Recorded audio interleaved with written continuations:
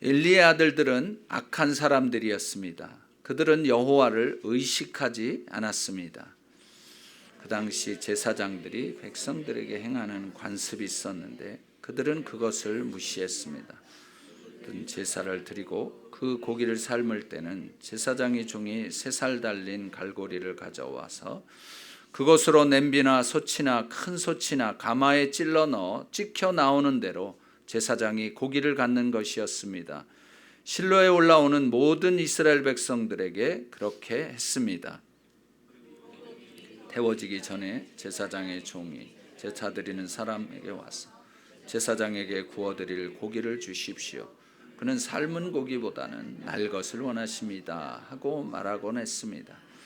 만약 그 사람이 기름을 먼저 태운 뒤에 원하는 대로 가져가시오 라고 말하면 종은 아니 지금 당장 주십시오. 그렇지 않으면 내가 강제로 빼앗겠습니다 라고 대답했습니다.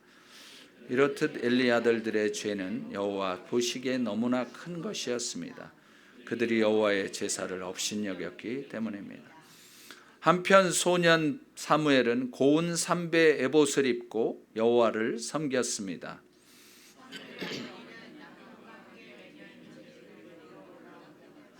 작은 겉옷을 만들어 사무엘에게 가져다 주곤 했습니다. 엘리는 엘가나와 그 아내를 축복하면서 말했습니다. 기도로 얻은 아이를 여호와께 바쳤으니 여호와께서 이 아이를 대신할 자식을 주시기를 빕니다. 그들은 이렇게 기도를 받고 집으로 돌아갔습니다.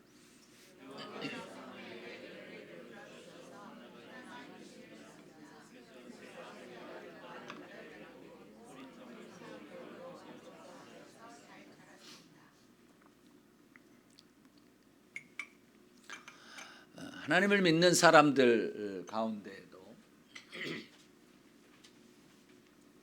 두 종류의 사람이 있습니다. 오늘 우리가 읽은 본문 말씀 중에서 나오는 사람들이죠. 다 눈치를 채셨겠지만 홈리와 비느하스가 한 부류의 사람이고 그리고 사무엘이 또 한 부류의 사람입니다. 사실 이 세상에 있는 수많은 사람들이 그 중에서도 또 예수 그리스도를 믿는다고 하는 사람들 중에서도 이러한 나뉘어지는 거죠. 홈리와 비느하스와 같은 그러한 사람들, 또 한 부류는 사무엘과 같은 사람들인 것. 그러면 사람들은 보통 다른 사람들을 볼 때에도 그렇고 자기 자신을 볼 때에도 그렇고 굉장히 인간적인 것, 겉모습을 보고서 이렇게 판단을 많이 합니다. 그렇지만 하나님은 겉모습을 보고 판단하시지 않는 분인 거예요. 하나님은 중심을 보시는 거죠. 그 마음 가운데 무엇이 있느냐.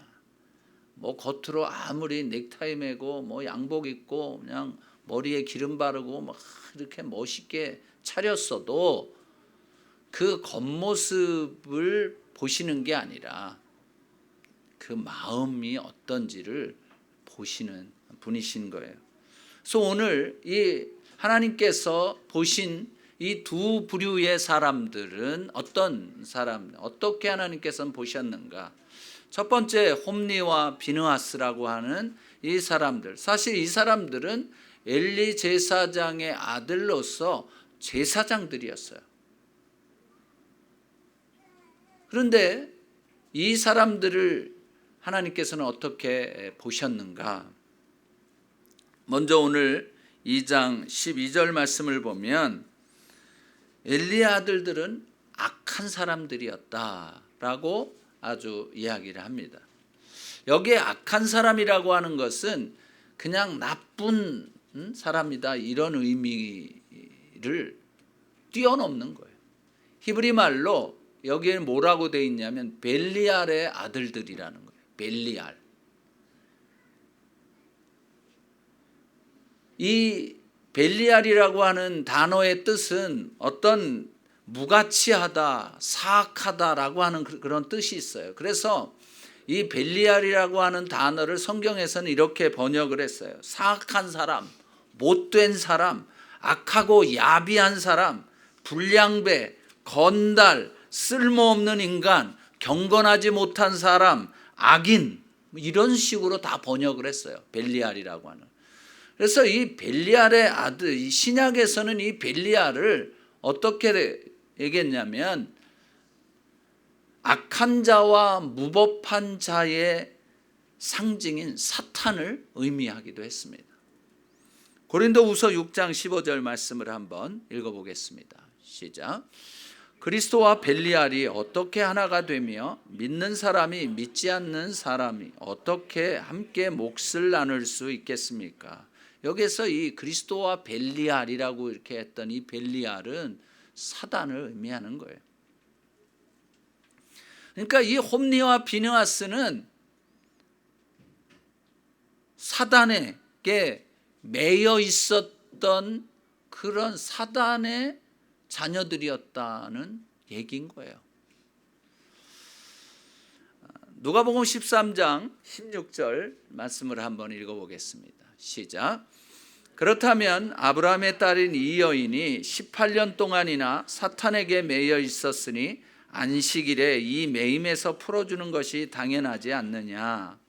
이 말씀은 혈류병으로 18년 동안 고생하고 있던 여인을 고쳐주시면서 이제 예수님께서 하신 말씀인 거예요. 이 여자는 사탄에게 18년 동안이나 매여 있었다라고 하는 거죠. 그러니까 사람들은 이 질병 가운데 사단에 의해서 생겨지는 질병이 있는 거예요. 뭐 다 그렇지는 않습니다. 뭐 제대로 운동도 안 하고 뭐 이렇게 생긴 병들은 그건 자기가 잘못해서 생긴 거예요. 먹을 걸 좀 제대로 좀 절제해서 먹어야 되는데 그렇지 않아서 생긴 병들 뭐 이런 것도 있죠. 근데 사단에게 매여 있는 그러한 병들이 있는 거예요. 그래서 이 홈리와 비느하스라고 하는 사람은 사악한 사람인데 벨리알의 아들들이라고 했던 그 의미에는 사단에게 매여 있는 사람들이었다라고 하는 거예요. 사실 사단에게 매이면은요, 자기가 하고 싶은 대로 다 하기가 굉장히 힘듭니다. 지난 우리가 1월 1일 이제 1박 2일 동안 이 청년들 세미나를 갔을 이제 그 집회를 했을 때에 한 3시간 동안 우리들이 이제 사단과 싸웠거든요. 한 자매 속에 들어가서 그냥 꽉 잡고 있는 이 사단하고 이렇게 정면으로 인카운터를 해가지고 이제 근데 이 자매에게 우리가 이제 예수 그리스도의 이름으로 나가라고 얘기를 하라고 그러면요, 이 자매가 이제 자기 의지적으로 예자를 이렇게 하려고 하는데 그 귀신이 그 자매의 혀를 꽉 묶는 거예요. 그래갖고 소리가 안 나와요. 소리가. 그래갖고 3시간 동안 계속 기도하고 찬양을 하고 주의 보혈로 주의 보혈 찬양을 하고, 그리고 이 자매가 막 사단에게 이렇게 이제 매여가지고 그냥 그럴 때는 막 깨웠습니다. 이제 그냥 다시 정신 차리게 해가지고 자기 정신을 가지고 이제 의지적으로 사단을 대적하도록 이렇게 했어요. 그래서 처음에는 자기가 자기하고 10몇 년 동안 같이 있었던 친구라고 생각을 해가지고 얘가 떠나면 나는 어떻게 혼자 남는데 그러는 거예요. 그래가지고 3시간 동안 이야기하면서 네 친구가 아니라 네 원수다. 너를 지금 이렇게 만들고 너를 가끔 가다가는요 귀에다가 야 차에 뛰어들어. 여기서 뛰어내려. 뭐 이런 소리가 들리는 거죠. 그러니까 그렇게 죽이려고 하는 그 원수가 네 친구라고? 네 친구가 아니야. 원수지. 그래서 계속 이야기를 해줬어요. 그래서 마지막 3시간이 다 끝날 때쯤 돼가지고 이 자매가 그거를 알게 된 거예요. 결혼을 한 자매인데 그 남편하고 그 이혼시키려고 얼마나 그냥 이 온갖 짓을 다 하든지. 그러니까 자매가 자기의 지금까지의 이런 삶을 보니까 이게 내 친구가 아니고 내 원수라고 하는 것을 깨닫게 된 거예요. 그러고 나서는 이 자매가 예수 그리스도의 이름으로 나는 너를 싫어하니 나가라. 나간 거예요. 이 사단은 바로 그런 존재들인 거예요. 그래서 사단에게 매여 있지 않으려면 예수 그리스도의 이름으로 원수 마귀를 쫓아내야 되고, 그리고 의지적으로 사단을 거절해야 하는 거예요.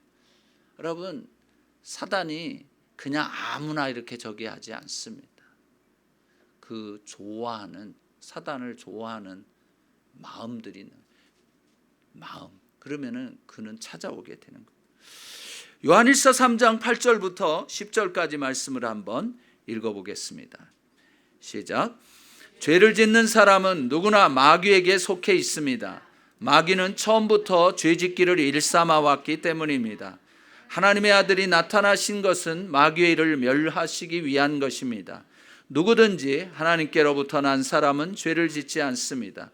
그 사람 안에 하나님의 씨가 있기 때문입니다. 그는 하나님에게서 났기 때문에 죄를 지을 수 없습니다. 이로써 하나님의 자녀와 마귀의 자녀가 분명히 드러납니다. 누구든지 의를 행하지 않는 사람이나 자기 형제를 사랑하지 않는 사람은 하나님께 속해 있지 않습니다. 그럼 누구에게 속해 있다는 거예요? 마귀에게 속해 있다는 거예요. 죄를 짓는 사람은 마귀에게 속해 있는 거예요. 물론 우리가 다 예수를 그리스도로 살아계신 하나님의 아들로 믿고 하나님의 자녀가 됐지만, 그러나 죄를 짓는 그 순간에는 마귀에게 속해서 마귀의 자녀가 되는 거예요. 그렇기 때문에 그 죄를 회개하지 않으면 마귀의 자녀로 살아가게 되는 거예요. 그렇기 때문에 내가 죄를 지었을 때 해야 할 일이 뭐냐면 빨리 회개하는 거예요. 하나님 잘못했습니다. 용서해 주십시오. 이렇게 회개할 때 그는 마귀의 자녀가 아니라 하나님의 자녀로 다시 돌아오게 되는 거예요. 사실 예수님께서도 그 베드로에게 그런 말씀을 하셨던 적이 있죠. 예수님이 나 이제 예루살렘으로 십자가를 지러 가야 됐다고 그랬더니 베드로가 뭐라고 그랬어요? 주여 그렇게 하지 마세요. 가시면 어떡합니까? 그랬더니 예수님이 하신 말씀이 사단아 내 뒤로 물러가라, 그렇게 말씀하셨어요.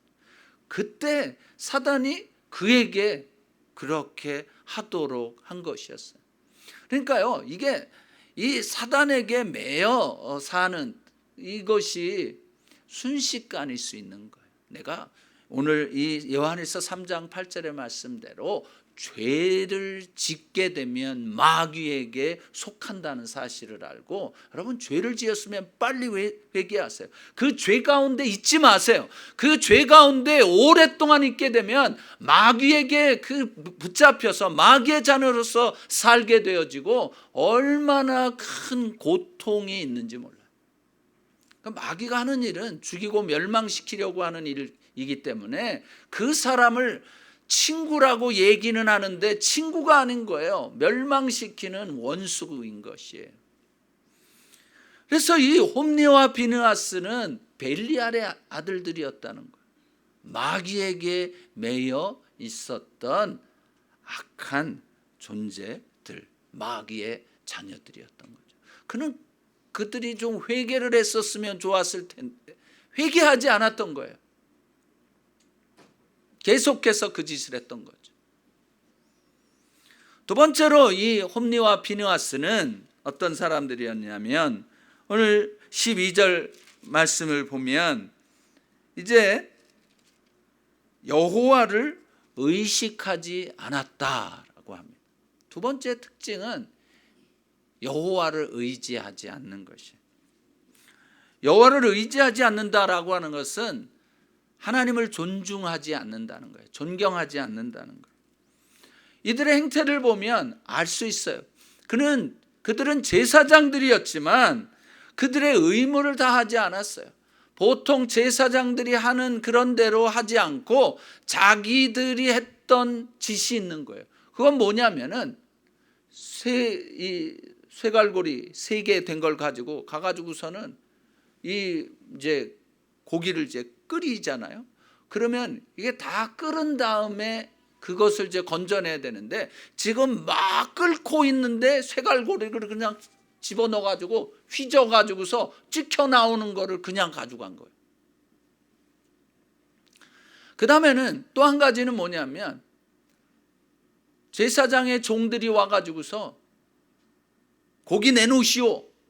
그러면 이제 그 제물을 드리는 사람이 이거 기름을 태운 다음에 드릴게요. 그러면 뭐요?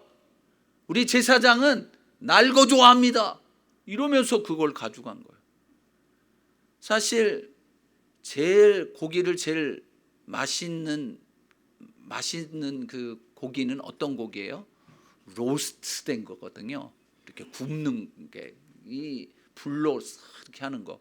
그리고 제일 맛있는 고기에는 뭐가 있습니까? 기름이 있잖아요. 1등급 뭐 A 플러스 3개 뭐 이런 거 보면은 뭐가 잘 됐다 그러죠? 마블이 잘 됐다 그러잖아요. 그게 다 그 마블된 게, 그게 허연 게 다 기름이에요. 그게 없으면 퍽퍽해 갖고 맛이 없는 거죠. 그러니까 이 친구들은, 이 제사장이 그냥 기름 태우기 전에 그거를 가지고 간. 근데 사실 이 기름은 누구 거냐 하는 거예요. 성경을 한번 읽어보겠습니다. 레위기 3장 14절에서 16절 시작. 그가 제물 가운데서 여호와께 드릴 것은 내장을 덮은 기름과 내장 주위의 기름과 콩팥 2개와 그 위 곧 허리 위의 기름 부위와 간 껍질을 콩팥과 함께 떼어낸 부위다. 제사장은 그것을 불 위에 태워서 여호와께서 기뻐하시는 향기를 내는 음식 제물로 제단 위에서 태워야 한다. 모든 기름은 여호와의 것이다. 모든 기름은 여호와의 것이라는 거예요. 사실요, 이 기름이 이 사람 몸에 들어오면은 독이 됩니다. 그렇죠? 그래서 이 하나님은 사람들이 이것을 먹지 않도록 그것을 태우라고 말씀하셨던 거예요. 그러니까 하나님의 사랑은요, 여기에서도 알 수 있는 거예요. 사람들은 하나님도 맛있는 건 좋아하시나 보네 뭐 이렇게 생각할지 모르지만, 사실은 맛은 있지만 사람의 안에 들어오면 독이 되는 거예요. 그래서 하나님은 그것을 금하신 거예요. 그거 다 나한테 바쳐라, 내 거야, 내 거. 그래서 이 제사를 드릴 때는 먼저 이러한 기름들을 다 먼저 태운 다음에 고기를 삶거나 그렇게 했던 거예요. 그냥 생고기를 그렇게 구워 먹진 않았어요. 근데 이 홈리와 비느하스는 그것을 달라고, 안 주면 빼앗아 갑니다. 가져갈 거야 막 이랬던 거예요. 소위 갑질을 한 거예요. 자기가 이 제사장의 종이라고 하는 그런 이 약간의 이 권력을 이용을 해가지고 빼앗아가는 이러한 짓을 한 거죠. 하나님께서는 이러한 엘리와 홈니아스의 이러한 행태들을 보면서 너무 가슴이 아프셨어요. 그래서 뭐라고 얘기를 했냐면 18절에 그렇게 이야기를 하고 있습니다. 17절에 이렇듯 엘리 아들들의 죄는 여호와 보시기에 너무나 큰 것이었습니다. 그들이 여호와의 제사를 업신여겼기 때문입니다. 이들은 여호와의 제사를 업신여겼다는 거예요. 이 죄가 큰 죄였어요. 이렇게 하는 것이, 제사 드리는 데 가서 그렇게 했던 것이. 여러분, 여호와의 제사를 업신여긴다고 하는 것은 여호와를 업신여기는 것이나 똑같은 것이에요. 그러니까 업신여긴다고 하는 뜻은 무엇일까? 성경이 말하고 있는 민수기 14장 11절 23절을 같이 읽어보겠습니다. 시작. 여호와께서 모세에게 말씀하셨습니다. 이 백성들이 얼마나 더 나를 업신여기겠느냐. 내가 그 많은 표적들을 저들 가운데 보여주었는데도 저들이 얼마나 더 나를 믿지 못하겠느냐. 내가 그 조상들에게 맹세한 땅을 볼 사람이 없을 것이다. 나를 업신여긴 사람은 어느 누구도 그 땅을 못 볼 것이다. 이 11절 말씀을 보면 내가 그 많은 표적들을 그들 가운데 보여주었는데도 저들이 얼마나 나를 더 믿지 못하겠느냐. 그래서 업신여긴다고 하는 것은 무엇이냐면 하나님의 말씀 또 하나님께서 행하신 이러한 표적들을 믿지 않는 것, 요게 하나님을 업신여기는 거예요. 성경적인 업신여김은. 여러분, 우리는 좀 어떻습니까? 우리 하나님을 업신여기지 않았습니까? 하나님의 말씀을 믿지 못했던 적이 많이 있어요. 내 자식을 바라볼 때 못하실 것 같아요. 쟤는 그냥 저렇게 될 것 같은 거예요. 부부관계에 있어서 어려움이 있을 때에 우리 남편은 아마 딴 사람의 남편은 다 변화돼도 내 남편만은 안 변화될 거라, 뭐 이렇게 생각하는, 그렇게 믿는 사람들이 있을 거란 말이죠. 그게 바로 뭐예요? 여호와를 업신여기는 거예요. 다른 사람들은 뭐 다 이렇게 저렇게 잘 되겠지만 나는 안 될 거야. 여러분, 하나님은 우리에게 가장 나쁜 걸 주십니까? 가장 좋은 것을 주십니까? 가장 좋은 것을 주시는 분이에요. 그래서 어떤 때는 그게 가장 나쁜 것처럼 보일지 모르는데 하나님은 역전의 하나님이신 거예요. 그것이요 가장 좋은 것으로 변화돼. 요셉을 보면 알 수 있죠. 그냥 완전히 이 노예로 팔려가지고 고생하다가 18살에 팔려갔어요.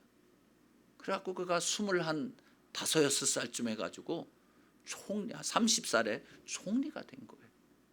하나님은 그런 분이세요. 그 사람에게 정말 우리가 볼 때는 가장 안 좋은 것을 주셔가지고 종에서 어떻게 총리가 되리라고 예상을 했겠습니까? 그럼 말도 안 되는 거죠. 근데 그렇게 돼.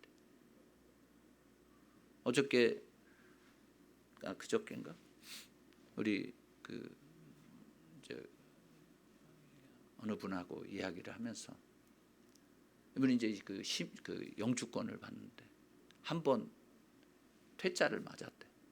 근데 그때가 가장 뭐 여러 가지 일이 있어가지고 이제 이 영주권 프로세스가 막 홀딩도 되고 막 그랬던 때였대요. 그런데 1차로 이렇게 리젝트 되고 나서 그게 다시 프로세싱이 되려면 뭐 한 서너 달 더 이제 기다렸어야 되는 건데 한 달 후에 이 편지 우체통을 받더니만은 편지가 온 거예요. 봤더니 카드까지 다 온 거예요. 이미 다 뭐 이거 지문까지 다 해놓고서 이렇게 이제 있었는데, 그래서 깜짝 놀래. 변호사가 전화가 왔더래요. 유대인 변호사였는데 왔냐? 왔다. 가져와봐. 가져갔더니 놀래. 다 그래가지고 이민국 홈페이지에 들어가서 이게 뭐가 잘못된 건가 해가지고서 이렇게 검사를 해봤더니 모든 게 다 정상적으로 어프로브가 돼가지고 그게 나왔다는 거예요. 자기가 한 게 아무것도 없대. 기도만 했대요. 하나님은 어떤 때는 원망도 좀 하고 이럴 수 있습니까? 뭐 이러면서 이제 원망도 했지만 그게 이렇게 됐다고 그러더라고요. 하나님은 이런 하나님이신 거예요. 그런데 이거를 못 믿는 거예요. 나는 안 되는 것 같아. 우리 가족만 안 되는 것 같아. 우리 무슨 사업만 안 되는 것 같아. 내가 하는 공부만 안 되는 것 같아. 그냥 이게 바로 하나님을 믿지 않는 것이 하나님을 업신여기는 거예요. 하나님을 믿지 않고 하나님께 불순종하는 것이 바로 하나님을 업신여기는 거예요.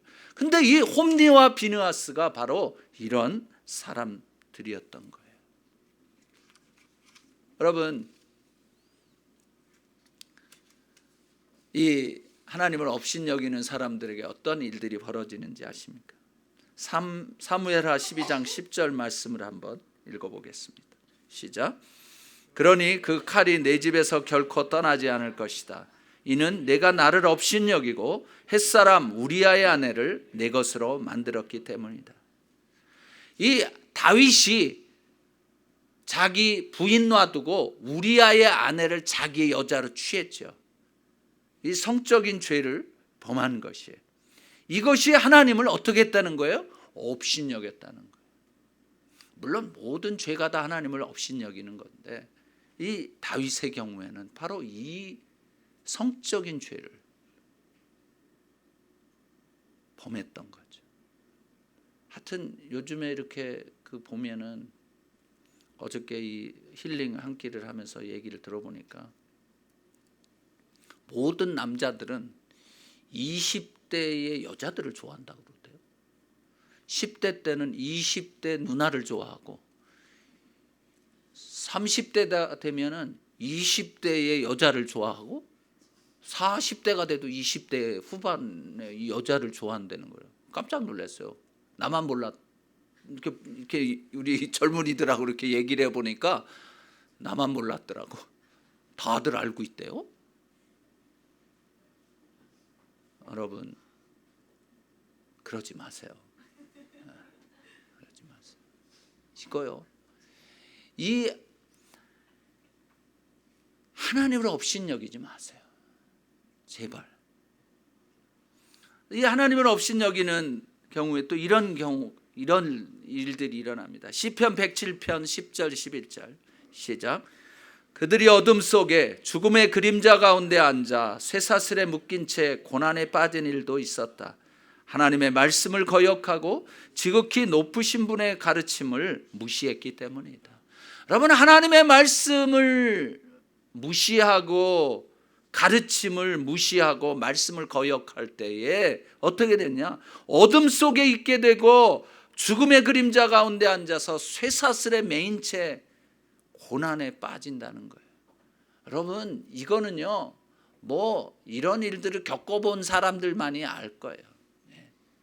그 순간은 재미가 있을지 모르지만 그것 때문에 쇠사슬에 매인 것처럼 어둠컴컴한 곳에서 답답하게 그 삶을 살아갈 수밖에 없는 거예요.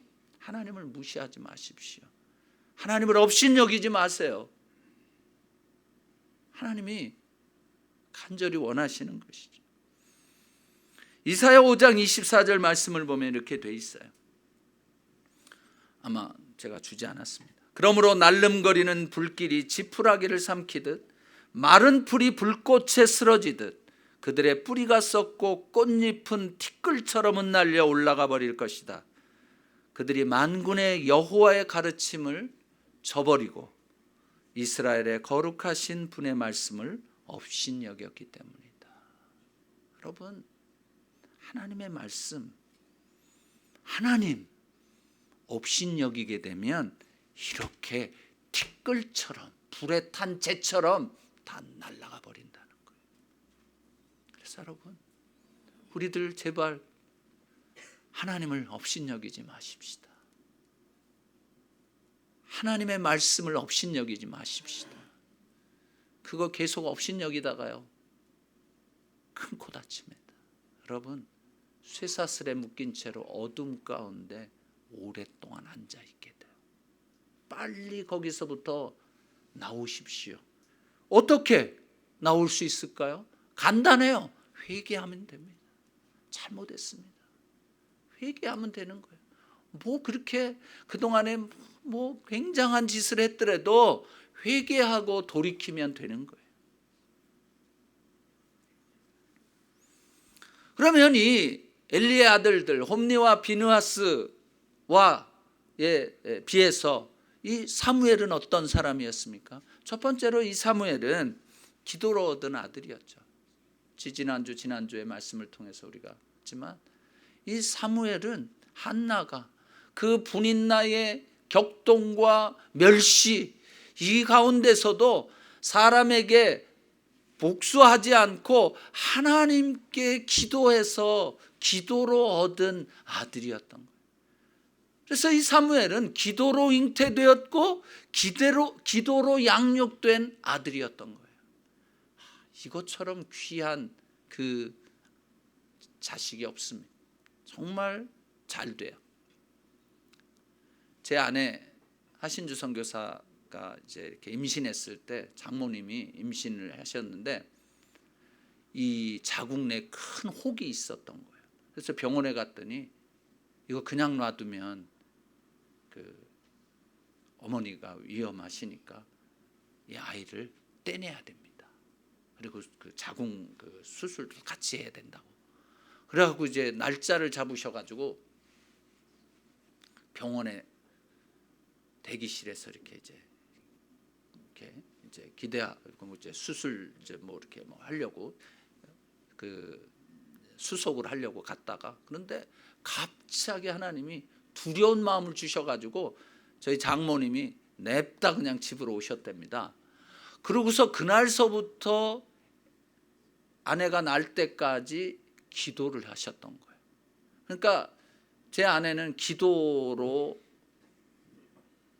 이렇게 그냥 기도로 양육이 된 거예요. 뱃속에서부터. 그래갖고 저런가 봐요. 그러니까 이 기도로 잉태가 되어지고 기도로 양육되어지는 것이 얼마나 큰 축복인지 모릅니다. 그래서 여러분 이제 앞으로 이제 계속 이렇게 아이를 낳으실 분들이 지자매 혼자밖에 없나? 우리 은표 형제도 그다음에 재인이 형제도 앞으로 더 이렇게 이제 낳을 수 있는 기회가 이제 남아 있는데 기도하세요. 기도. 계속해서 앞으로 나올 자녀를 위해서 기도해야 돼요. 기도로 잉태하고 기도로 양육되어지는 그 길 외에는요 자식이 잘 되는 길이 없습니다. 제가 애들 4명 기르면서 정말 기도가 아니고서는 어떻게 해볼 방법이 없는 거예요. 두 번째로 이 사무엘은 하나님께 바쳐진 아들이었어요.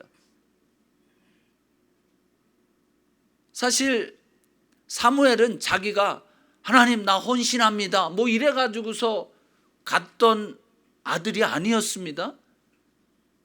어떻게 보면 자기의 의지와는 상관없이 엄마가 소원해가지고 얻은 아들이라 자기의 의지와는 상관없이 그냥 갔던 거예요.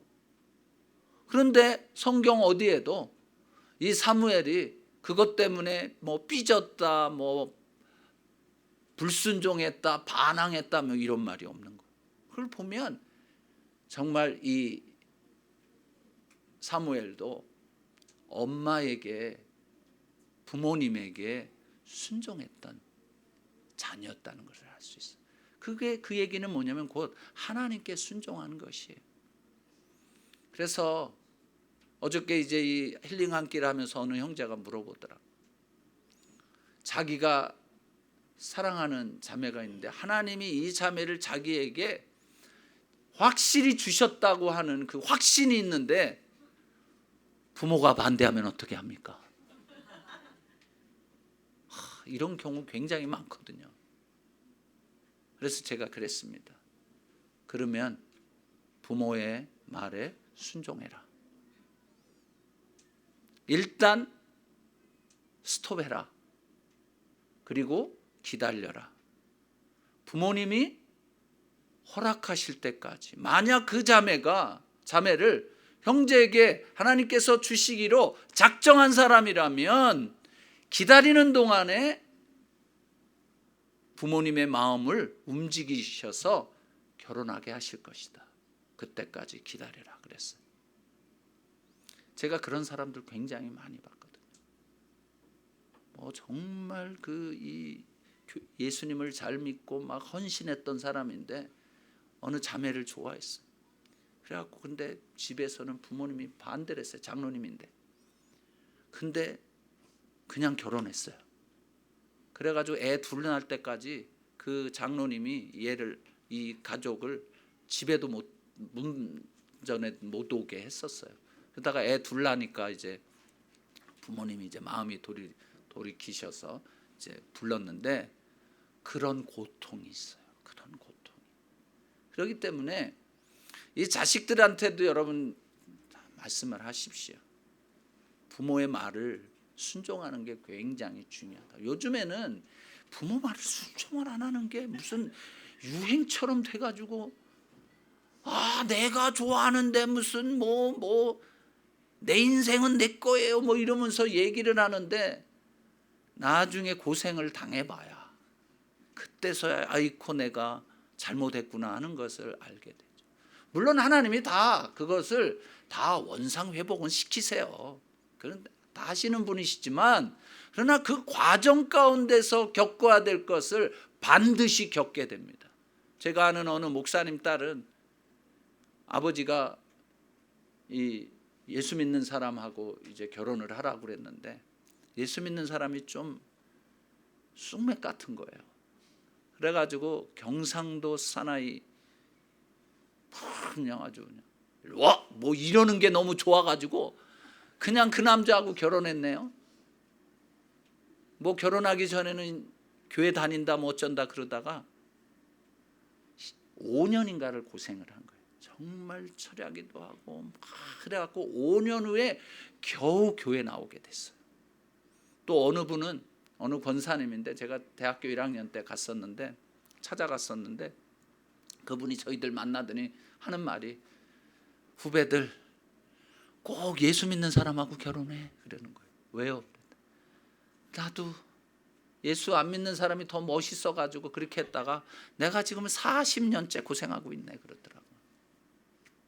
40년이 돼서야 겨우 남편이 이제서 교회 나간대요. 부모의 말을 잘 들어야 돼. 기다려야 돼. 여러분들 가운데서도 부모 말 안 듣고 결혼해가지고 고생 좀 하신 분들 있으실 겁니다. 그렇기 때문에 자식들에게는 그렇게 하지 않도록 해주셔야 돼요. 여하튼 이 하나님께 바쳐진 아들이었어요. 세 번째로 이 사무엘은 오늘 말씀을 보면 18절 말씀을 보면 한편 소년 사무엘은 고운 삼배 에봇을 입고 여호와를 섬겼다 그랬어요. 고운 삼배 에봇, 에봇이라고 하는 것은 제사장이 입는 옷이에요. 그러니까 이 사무엘은 어려서부터 자기의 정체성을 알았어요. 내가 어떤 사람이냐, 무엇을 할 사람이냐라고 하는 것을 확실하게 알고 그 옷을 입고 있었던 거예요. 세상에서 제일 힘든 게 뭐냐면 자기 정체성을 모르면 막 살게 되거든요. 그게 얼마나 힘드냐. 너 뭐 될래? 몰라요? 이런 아이들처럼 정말 힘든 경우가 없어요. 근데 이 사무엘은 어려서부터 삼배 에봇을 입고 여호와를 섬긴 것이에요. 사랑하는 형제 자매 여러분, 여러분의 정체성을 확인하시기 바랍니다. 하나님의 자녀라면 하나님의 자녀답게 사세요. 이건 하나님의 자녀인지 아니면 마귀 자녀인지, 이거는 교회를 다니는 사람인지 예수를 믿는 사람인지 아니면 이거는 완전히 그냥 세상 사람인지 모를 정도로 살면 어떻게 하자는 거예요. 에봇을 입으십시오. 여러분이 어느 곳에 가든지 에봇을 입은 상태로 여러분의 자신을 확실하게 하시고 사세요. 하나님의 자녀답게 살아야 되는 것이에요. 예수님께서 세례를 받고 나오실 때 요단강에서 그렇게 말씀하셨잖아요. 이는 내 사랑하는 아들이요 내 기뻐하는 자다. 그렇기 때문에 그 이후에서부터 그 하나님의 말씀을 듣고 내가 하나님의 아들이라고 하는 것을 다시 한번 확인하고 하나님께서 나를 기뻐하신다는 것을 다시 한번 확인하고 바로 그 다음에 어떤 일이 있었습니까? 성령에 이끌려서 마귀에게 시험을 받으셨죠. 근데 그 3번을 다 이기셨어요. 그러고 나서부터 사역이 시작된 것이었어요. 예수님의 정체성이 확인되고 그것을 하나님으로부터 아버지로부터 듣고 그리고 시험을 통해서 시험할 때도 그랬거든요. 사단이 뭐라고 그랬어요? 야, 네가 하나님의 아들이면은 이 돌로 떡을 만들어 먹어봐. 그 얘기는 뭐예요? 네가 이 돌로 떡을 만들어 먹으면 내가 너를 하나님의 아들이라고 인정해 줄게, 그런 뜻이에요. 근데 하나님은 예수님은 그렇게 하실 필요가 있나요? 자기가 누구죠? 하나님의 아들인데 내가 이 돌로 떡을 만들어 먹든 안 먹든 나는 하나님의 아들이야. 그렇기 때문에 나는 이 돌로 떡을 만들어 먹지 않을 거야. 내가 하나님의 아들인데 뭐하러 그래? 그리고 이 성전 꼭대기에서 떨어지라고 그랬죠. 그러면 천사가 와서 받아주겠다. 네가 하나님의 아들이거든 그렇게 해봐라. 그러면 천사들이 와서 이렇게 해줄 거야. 근데 예수님은 그것을 거절한 거예요. 왜? 하나님의 아들인데. 아니 뭐 꼭 그렇게 해가지고서 와 뭐 다른 사람들이 보는 앞에서 뭐 비행해서 내려와야 뭐 하나님의 아들인 거예요? 하나님의 다른 사람들이 인정하든 안 하든 상관없는 거예요. 하나님의 아들이기 때문에. 그래서 여러분들도 누가 인정하든 말든 뭐 이렇게 하라 저렇게 하라.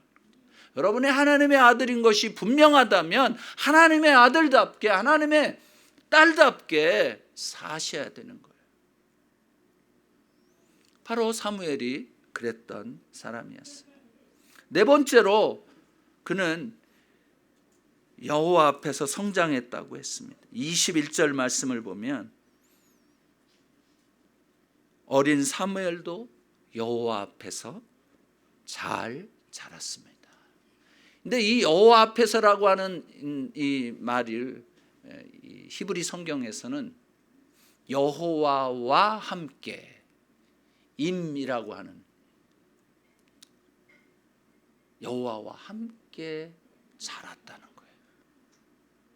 여러분 이 세상에 살아가면서 우리 부모들인 경우에는 이 자녀들을 양육할 때 정말 이 자식을 하나님과 함께 자라가도록 하나님께 드려야 되는 거예요. 어렸을 때 빨리 하나님께 드리는 게 제일 좋아요. 나는 이 한나가 너무너무 잘했다고 생각을 하는 거예요. 뭐 이 그 제사장으로 바쳐서 그렇지 그냥 제사장이 아니더라도 마찬가지예요. 그냥 이 어린아이를 어려서부터 하나님께 그냥 드리는 거예요. 사람은 다 진흙과 같지 않습니까? 그렇기 때문에 이 진흙을 하나님께 일찍 드리면 어려서부터 그냥 하나님이 빚으시는 거예요. 완벽하게 하나님께서 쓰임에 합당한 대로 지으시는데 그냥 부모들이 그냥 자기 손에다 그냥 주물락 하다 보니까요. 만지면 만질수록 더 망가져요. 그러니까 빨리 그냥 하나님께 드리는 게 좋아요. 한나처럼 엘가나처럼 어려서부터 하나님께 드리는. 그래서 이 여호와와 함께 자라는 것이 최고인 거예요. 뭐 이거 저거 뭐 많이 있다고 해도 사실 그런 것들이 별 소용이 없게 되는 거예요. 여호와와 함께 자라는 것, 여호와 앞에서 자라는 것, 이것이 참된 것이죠. 여러분은 지금 누구와 함께 자라고 있습니까? 여러분의 신앙이 지금 누구와 함께 자라고 있습니까? 하나님과 함께 자라고 있습니까? 아니면 세상과 함께 자라고 있습니까? 빨리 다 거절해야 돼. 하나님과 함께 여러분 자신도 자라야 될 뿐 아니라 여러분의 자녀들도 또 여러분 주변에 있는 사람들도 여러분을 통해서 자라는, 하나님과 함께 자라나는 놀라운 역사들이 있기를 주의 이름으로 축원합니다. 같이 기도하시기